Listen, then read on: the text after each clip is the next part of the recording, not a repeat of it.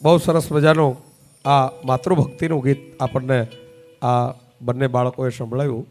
હવે જે ગીત મારે તમને લઈ જવા છે જે ગીત તરફ, એ લોકગીત છે.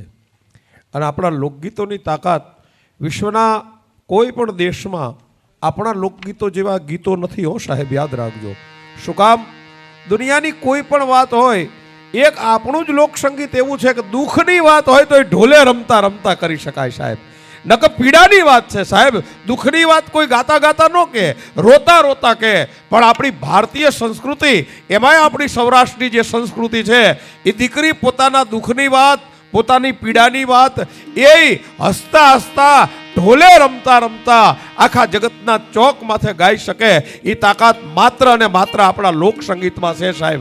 નહીતર દાદા હો દીકરી વાગડ માં ના દેજો રે સહી, વાગડની વઢિયારી સાસુ ધોઈ લીરે લોલ. સાહેબ આ દુઃખની વાત છે, કઈ હરખની વાત નથી, પણ ઢોલે રમતા રમતા દીકરી કહેતી હોય આ આપણું લોકસંગીત છે સાહેબ. એવું એક મજાનું લોકગીત.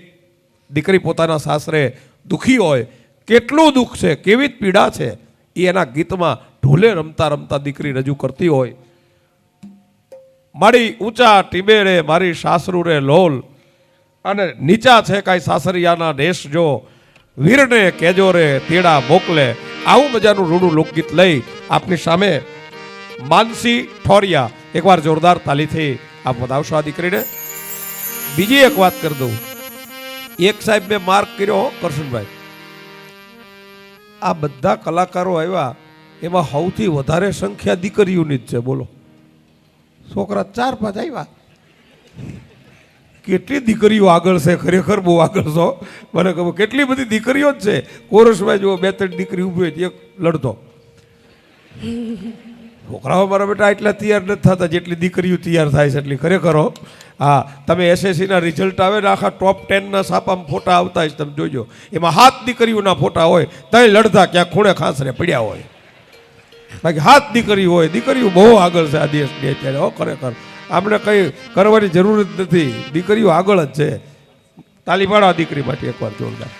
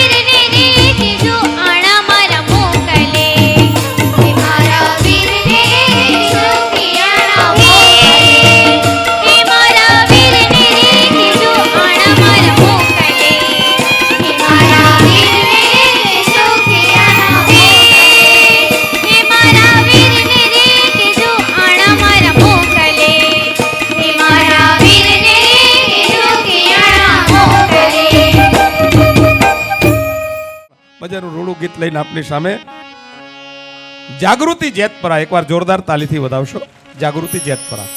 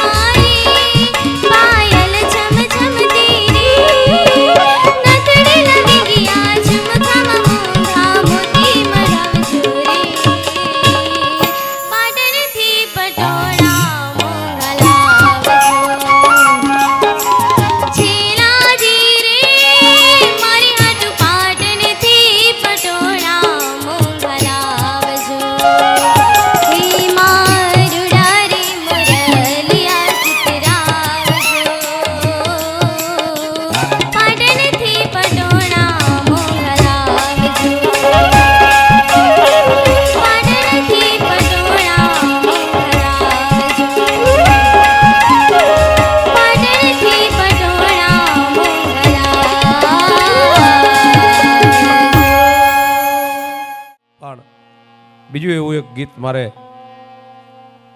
સુપ્રસિદ્ધ આખી દુનિયામાં અત્યારે આ ગીતે ધૂમ મચાવી છે.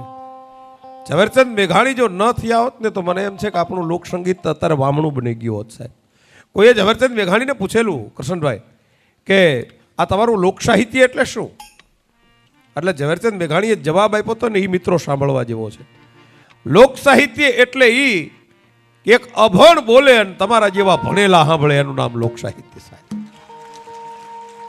અભણ બોલે અને ભણેલા સાંભળે એનું નામ લોકસાહિત્ય. પછી એનાથી આગળ વ્યાખ્યા આપી ગામડું બોલે અને નવસારી જેવું નગર સાંભળે એનું નામ લોકસાહિત્ય. ત્રીજી વ્યાખ્યા એનાથી ને વધારે આપી ભોળ પણ બોલે અને ડાપણ સાંભળે એનું નામ લોકસાહિત્ય. આજ તમને બધાને જોઈ આ કલાકારોના અહીંયા મોરલા બલી અને થનગનાટ કરવા માંડ્યા છે. એવું મજાનું એક ગીત તમે સમજી ગયા હશો. મન મોર બની થનગાટ કરે, મન મોર બની થનગાટ કરે. ઝવેરચંદ મેઘાણીના આ ગીતને ન્યાય આપવા વિનંતી કરું ભાઈ ચિરાગ પુરોહિત, અમૃતેશ પાંડે અને જયનીલ ડઢાણિયા. એક ધોરણ 10માં છે, એક 8માં ને એક 7માં. આ ત્રણેય વિદ્યાર્થીઓને એકવાર જોરદાર તાલીથી વધાવો. પહેલી વાર 3 દીકરા એક હારે આવ્યા છે. ડબલ તાલી પાડો. અત્યાર સુધી દીકરીઓ જ હતી નકરી, આ 3 દીકરા આવ્યા એટલે હું રાજી થયો. લ્યો